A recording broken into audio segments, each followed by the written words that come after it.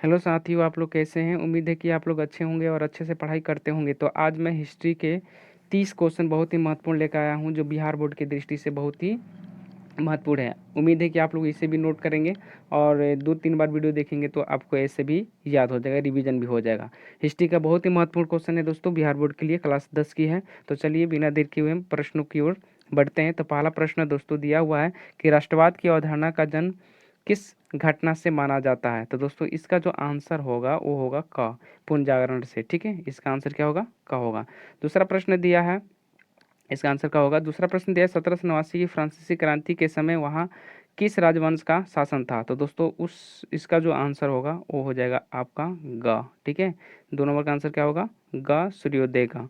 ये हो गया ग। अगला प्रश्न देखते हैं 3 नंबर। ठीक है दोस्तों, अगला प्रश्न दिया है नेपोलियन संहिता किस वर्ष लागू की गई? तो 1789 में, 1791 में, 1801 में, 1804 में। दोस्तों इसका जो आंसर हो जाएगा वो हो जाएगा 3 का आंसर हो जाएगा आपका घ, 1804 में। चौथा प्रश्न दिया वियना कांग्रेस में कौन सा राष्ट्र सम्मिलित नहीं था? तो दोस्तों इसका जो आंसर हो जाएगा, इसका भी हो जाएगा जर्मनी, घ आंसर हो जाएगा। इसका भी घ आंसर होगा, 3 नंबर का भी घ आंसर होगा। तो चलिए दोस्तों अगला हम प्रश्नों की ओर बढ़ते हैं। अगला प्रश्न दिया हुआ है दोस्तों 5 नंबर। 5 नंबर दिया है कि वियना कांग्रेस में पवित्र संघ की योजना किसने प्रस्तुत की? तो इसका जो आंसर जो होगा दोस्तों वो हो जाएगा हमारा क, रूस ने की थी। ठीक है, 5 का आंसर क्या हो जाएगा? का आंसर होगा। अगला प्रश्न देखते हैं दोस्तों 6 नंबर क्वेश्चन। 6 नंबर क्वेश्चन दिया है कि मेटरनिख कौन था? ठीक है दोस्तों, मेटरनिख कौन था? तो इसका जो आंसर होगा दोस्तों, तो ये क्या था आपका? आंसर 6 का आंसर हो जाएगा, ये ऑस्ट्रिया के एक चांसलर था। ठीक है, इसका आंसर क्या हो जाएगा? क आंसर होगा। अगला प्रश्न दिया है फ्रांस के किस राजा ने कहा था कि मैं अंग्रेजी राजा की भांति शासन करने की अपेक्षा लकड़ी काटना पसंद करूंगा? तो वो कौन था राजा? तो ये था आपका 7 का घ, चार्ल्स दसम ने कहा था। ठीक है, इसका आंसर क्या हो जाएगा? 7 का घ हो जाएगा।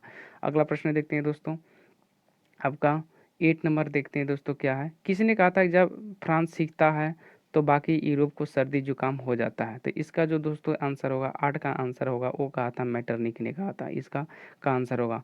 9 नंबर क्वेश्चन देखते हैं, यूरोप का मरीज किसे कहा जाता है? तो आपको पता है कि यूरोप का मरीज जिसे कहा जाता है 9 नंबर का, वो होता है तुर्की को यूरोप के मरीज कहा जाता है। तो इसका आंसर हो गया क और इसका आंसर हो गया ग। ठीक है, तुर्की को यूरोप के मरीज कहा जाता है। ये प्रश्न बहुत इंपॉर्टेंट है, स्टार लगा लीजिए क्योंकि बार बार ये पूछता है। अगला प्रश्न देखते हैं 10 नंबर क्या है क्वेश्चन दोस्तों। 10 नंबर दिया है कि यूरोपीय सभ्यता का पालन किसे कहा जाता है? तो इसका जो आंसर होगा दोस्तों, 10 का जो आंसर होगा वो हो जाएगा आपका यूनान को कहा जाता है। घ आंसर इसका होगा। अगला प्रश्न देखते हैं दोस्तों क्या है।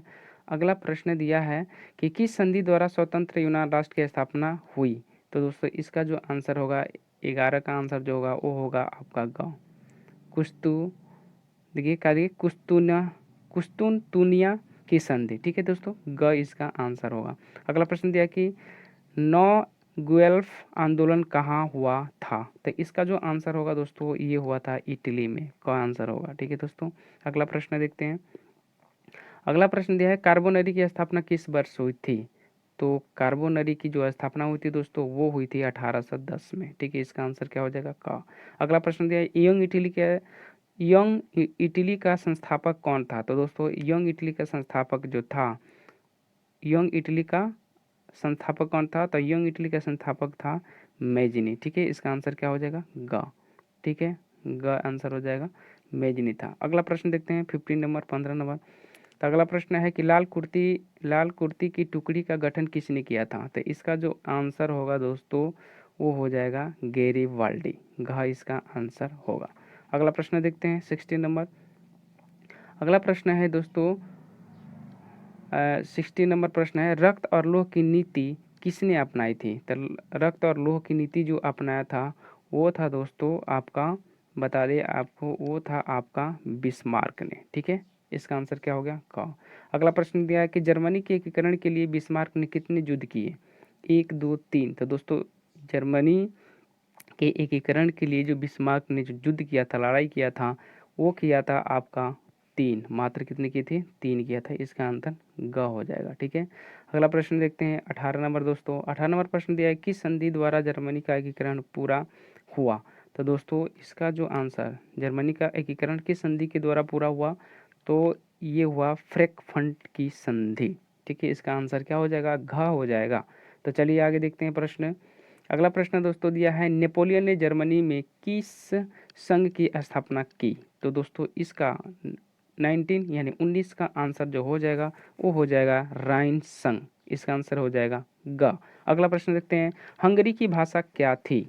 तो 20 का जो आंसर होगा वो था मगेया। ठीक है, ठीक है दोस्तों, क्या था, मगेया। इसका आंसर क्या हो जाएगा, ख। चलिए 21 नंबर प्रश्न की ओर देखते हैं। 21 नंबर प्रश्न है दोस्तों कि जालवेराइन की स्थापना किस राज्य ने की।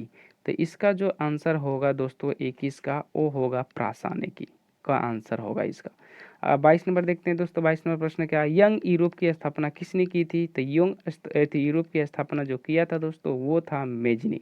ठीक है, इसका आंसर क्या हो जाएगा, क 22 का। अगला प्रश्न देखते हैं 23 नंबर प्रश्न। 23 नंबर प्रश्न है, यूनान की स्वतंत्रता संग्राम में किसकी पराजय हुई। तो दोस्तों जो पराजय हुई थी वो हुई थी आपको तुर्की की। ठीक है, इसका आंसर क्या हो जाएगा, ख। तुर्की की पराजय, पराजय का मतलब हार हुई थी। अगला प्रश्न देखते हैं दोस्तों। अगला प्रश्न क्या है, अगला प्रश्न है कि मारी आन किस देश के राष्ट्रवाद के प्रतीक थी। तो इसका आंसर जो होगा दोस्तों वो होगा आपका का, फ्रांस। ठीक है, 24 का आंसर का होगा। अगला प्रश्न दिया कि फ्रैंकफर्ट की संधि किस वर्ष हुई थी। तो ये हुई थी आपका 1871 में। ठीक है, इसका आंसर हो जाएगा घ। 25 का आंसर क्या होगा, घ।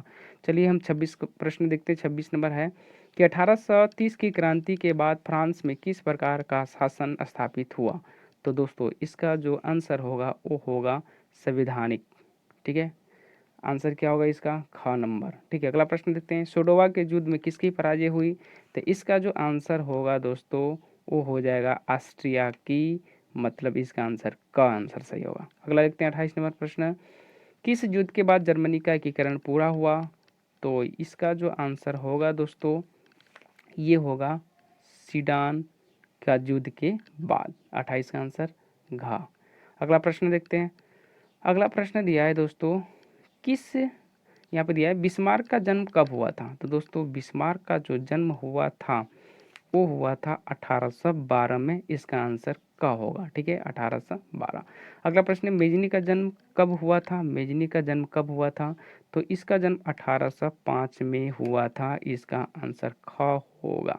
ठीक है, तो आप लोगों ने देखा 30 प्रश्न बहुत ही इम्पोर्टेंट, जो एग्ज़ाम के दृष्टि से दोस्तों काफ़ी इम्पोर्टेंट है। उम्मीद है कि वीडियो पसंद आया होगा और इसे आप लाइक कर देंगे और चैनल को सब्सक्राइब कर देंगे। फिर मिलते हैं हम अगली वीडियो में, तब तक के लिए जय हिंद, जय भारत।